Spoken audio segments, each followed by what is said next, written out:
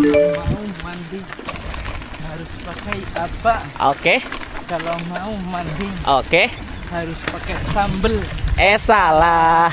Harus pakai sabun. Hah? Sampo. Oh, sampo. Nggak masuk. Pegangin Mas, pegangin. Harus pakai sampo. Iya. Kalau mau goes harus pakai apa?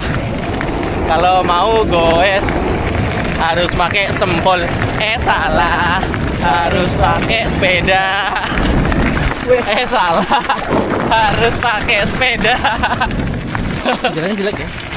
Ini makadam ya, bahaya, takut jatuh ya. Bentar. Sini. Oke, beliau masih nggak tahu gimana caranya ngelewatin makadam pakai satu tangan.